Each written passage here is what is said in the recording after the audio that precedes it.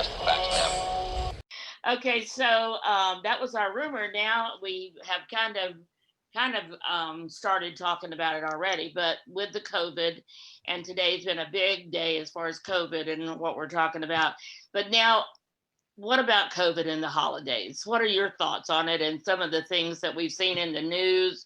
What's going on with COVID and the holidays? What's happening though is that the situation is extreme, where they're telling people, oh, you can't have more than 5 or 6 people for Thanksgiving dinner. And again, the Gavin Newsom thing, the Como thing, and all that. And one pundit said, if you have grandma over for Thanksgiving dinner, bluntly, this might be her last Thanksgiving dinner, whether she comes over there or not. And not everybody's going to get COVID, obviously. And if you just follow some basic principles, that it's probably going to be a situation that could be very, very helpful to get these people out and let them enjoy their families. And so I thought some interesting statistics. 915,000 people flew through the 2 Houston airports yesterday. That was Monday.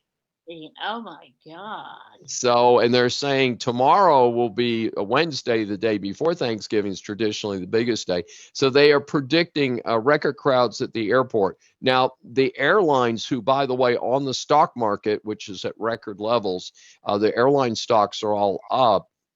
The airlines are saying that it's going to be a clean experience. They're going to require everyone to keep their masks on. They're sanitizing the planes. They're doing special air evacuation on the planes and things like that.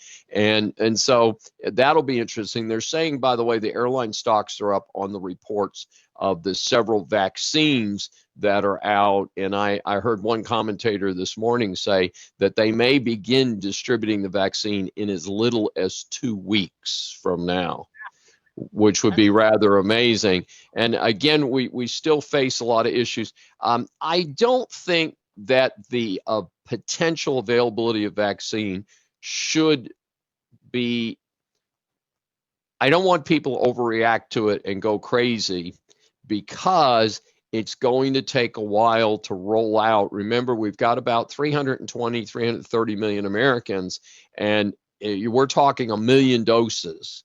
I mean, we're talking a tiny fraction, and a lot of people keep talking about herd immunity. Herd immunity is combined with the vaccine distribution. It's going to take a while to get this stuff into the community. They're saying they're going to do healthcare workers first. What's one of the concerns that we have? The hospitals around the country have suddenly filled up again. There's a real concern. And unfortunately, on holiday weekends, we have a very sad thing that happens across America, and that is holidays are a wonderful time for families to get together. They also are a sad time where people do have more automobile accidents, and unfortunately, many drunk driving incidents do arise around the holidays. So if I could appeal to everyone who sees this podcast to be especially careful over the holidays, to enjoy the holidays, spend time with your family if it makes sense, and to be careful about alcohol and driving. And we've got Uber and Lyft are all taking special precautions. You have to have a mask on to ride. The driver is going to have a mask on, things like that, sanitizing the vehicles. So I think that if you're planning to go out and drink and party, please have someone else do the driving. And I think we could make a difference, especially when the hospitals are already full with COVID patients. But while the number of deaths in total continues to increase, the rate of death against the number of cases continues to decline. So apparently I'm not sure how to explain that. I think one of the things is the most fragile in our society largely have died already. I mean, sad to say, but I think that's part of the fact of life here. And we have some lucky people who have not gotten it, who are fragile. But I think the reality is that a lot of the fragile people, because it is such a contagious disease and it is spread throughout the United States. I thought North Dakota, South Dakota, Minneapolis, there would be places in the interior of the country that would be saved. I'm hearing it's just as bad there as it is in the big cities. So my projection is that we need to continue to be careful, but that the vaccine will have a gradual impact. Most likely, it's going to take until the end of the approaching summer of 2021, before the vaccines have any significant impact. Remembering what I am hearing about it is it's going to take 1 month from getting the vaccine to having some antibodies that would actually protect you. I've asked the question, what happens during that 1 month? Will your defenses be progressive if you get COVID in the middle? Will it be less dangerous because you've had the vaccine at least starting in your system? Those questions I have not heard answered yet. I did hear on the news this morning that there will be 2 shots or 2 injections.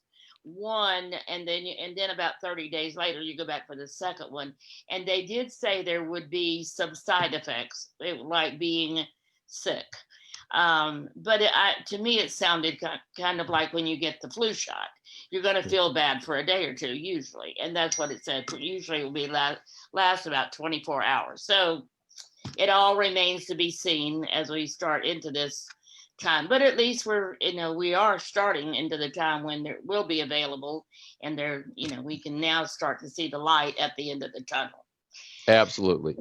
Today has been great information leading into the holidays. Dr. Schein is a professor and dean at the University of St. Thomas here in Houston. He is also an author, and this is his latest book, The Decline of America, 100 Years of Leadership Failure. So if you want to read about some of our other presidents and some of the things and decisions they made and the results, you can read it right here. It is available on Amazon and makes a great Christmas gift.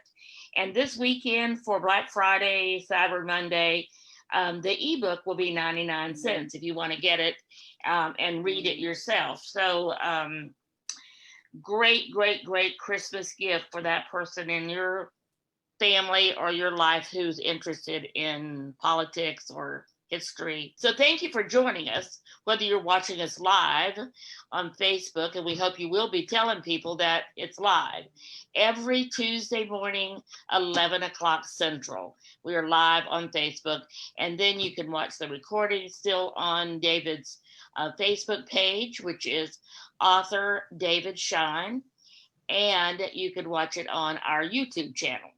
Then you can watch the audio on any podcast platform that is available. And we hope you'll subscribe, comment, get in touch with David if you have any questions, or if you have any topics that you'd like for him to cover on Saving America. So thank you again for joining us, David. Another great podcast. Thank you very much for taking the time to do this. And we'll see you next Tuesday for Saving America.